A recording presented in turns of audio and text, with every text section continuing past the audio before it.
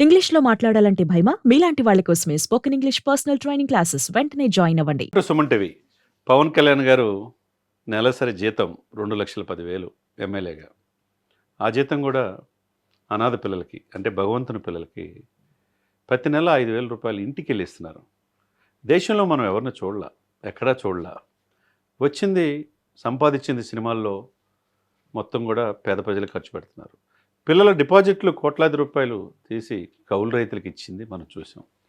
చివరికి party office కూడా సొంత డబ్బులతోనే నిర్మించుకుంటున్నారు. క్యాంపు కార్యాలయం విజయవాడలో ఉన్న క్యాంపు కార్యాలయం ఖర్చు అవుతుంది, ప్రభుత్వానికి ఖర్చు పెట్టకూడదని చెప్పి తన మంగళగిరి ఆఫీసులోనే క్యాంపు కార్యాలయాన్ని మార్చుకున్నారు. సిబ్బంది ఒక్కొక్క శాఖకి 10 మంది సిబ్బంది ఉంటారు.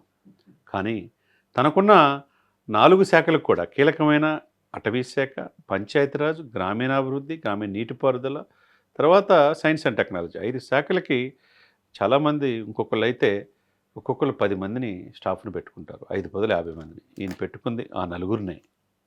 ఆయన పీఎస్‌గా, ఓఎస్‌డీగా, పీఏగా, తర్వాత కృష్ణతేజ గారు కేరళ నుంచి తెచ్చుకున్నారు. ఇటువంటి వాళ్ళని సమర్థవంతమైన ఆయన చుట్టూ పెట్టుకొని పరిపాలన తన ఏదైనా ముద్ర వేస్తున్నారు. దేశంలో ఎవరూ లేని విధంగా తన జీతాన్ని పేద పిల్లలకి ఇచ్చిన నాయకుడు ఇంకొకడు పవన్ కళ్యాణ్ గారి లాగా లేరంటే అతిశయోక్తి కాదు. జూలై నెల మాసం కూడా నిన్ననే మొత్తం ఆయన జీతం 2,10,000 పడంగానే 42 మంది పిల్లలకి ఒక్కొక్కరికి 5,000 చొప్పున స్వయంగా వాళ్ళ ఇంటికి వెళ్ళి ఇస్తుంటే వాళ్ళ యొక్క కళ్ళల్లో ఆనందాలు, ఆనంద బాష్పాలు కళ్ళమని నీళ్లు పెట్టుకొని మా ఎమ్మెల్యే గారు, మా డిప్యూటీ సీఎం గారు మాకు చదివించడానికి ఈ రోజున మాకు దేవుడై ఉన్నాడని చెప్పేసి వాళ్ళ తల్లిదండ్రులు చెప్తుంటే ఇంతకంటే కావాల్సిందేముంది. అంటే అధికారంలోకి వచ్చారు, డిప్యూటీ సీఎం గారు 14 నెలలు పాలన అవుతుంది. ఇంకా కొంత ఈ యొక్క ఏదైతే ప్రోటోకాల్ తీసుకుంటాడేమో, జీతభత్యాలు తీసుకుంటాడేమో అనుకున్నారు. అది కూడా తీసుకోవట్లా. ఆఫీసులో కూడా కాఫీ కూడా సొంత ఖర్చులే.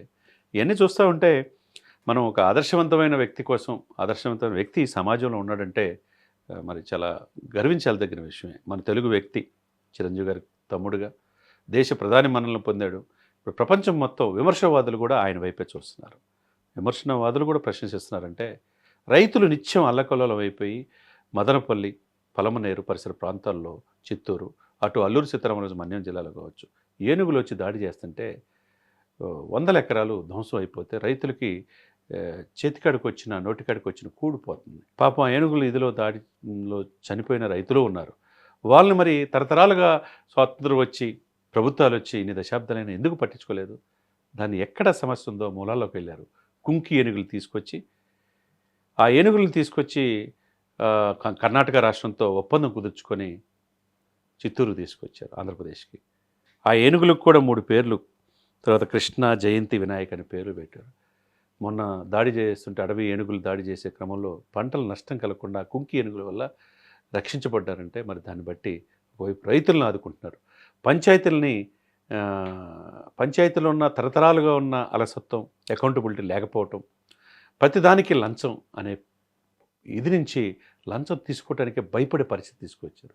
ట్రాన్స్పరెన్సీగా వేలాది మందిని ట్రాన్స్ఫర్లు చేశారు. సమర్థవంతులకి పెద్ద పెట్టేశారు.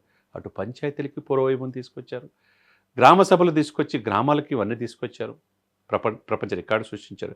ఇకపోతే గ్రామీణ నీటిపారుదల చాలా కీలకమైన దశాబ్దాల తరబడి మొన్న ఒంగోలు, కందుకూరు, కనిగిరి ప్రాంతంలో జలజీవన మిషన్ ద్వారా వందల కోట్ల రూపాయలు ప్రాజెక్టు తీసుకురావడం కావచ్చు. ఇవన్నీ చూస్తూ ఉంటే మరి అడవి తల్లి బాట పట్టారు, అక్కడ రోడ్లు వేశారు.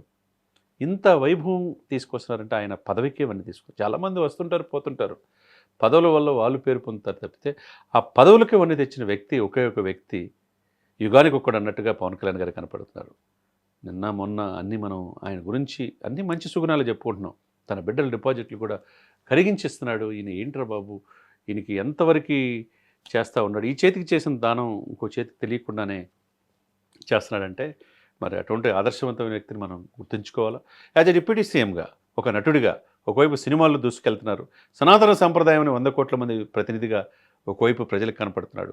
ఇంకోవైపు ఈ రోజున ఒక ఆదర్శవంతమైన ఎమ్మెల్యేగా తనకొచ్చిన జీతాన్నే పేద పిల్లలకి, తల్లిదండ్రులు లేని పిల్లలకి, వాళ్ళని దిక్కు ముక్కు లేక అనాథలుగా ఉండే వ్యక్తులకి భగవత్ స్వరూపులు అన్నట్టు, భగవంతుడి పిల్లలు అన్నట్టుగా వాళ్ళని తీసుకొచ్చి వాళ్ళ టీమే వెళ్ళి ఆయనకు వచ్చే జీతం మొత్తం కూడా ఆ 42 మంది పిల్లలకి ఇవ్వడం అనేది నా భూతో నా భవిష్యత్తు. మనం చూడలా. ఈ దేశంలో ఏ ఎమ్మెల్యే కూడా ఆ విధంగా ఆదర్శవంతంగా స్వయంగా వెళ్ళి వాళ్ళకి ఏం కావాలో బేసిక్ నీడ్స్, వాళ్ళకి ఇంకేం కావాలా మెరుగైన సదుపాయాలని చెప్పేసి ఇచ్చే గుణం ఉన్న నాయకులు మనం చూడాలి. కాబట్టి హ్యాట్సప్ టు పవన్ కళ్యాణ్ గారు. సుమన్ టీవీలో మీ పర్సనల్ అండ్ బిజినెస్ ప్రమోషన్స్ కోసం కింది నెంబర్కి కాంటాక్ట్ చేయండి.